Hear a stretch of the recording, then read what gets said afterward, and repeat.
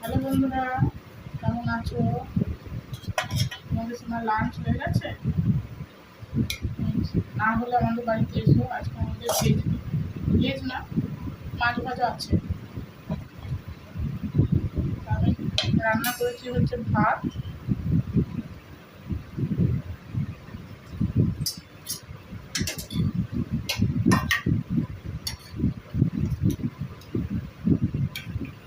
আর করেছি হচ্ছে পেঁপে দিয়ে ডাল,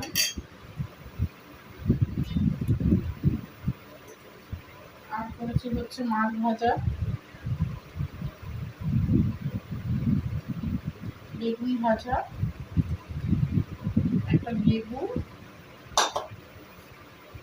আর একটু আলু ভাজা।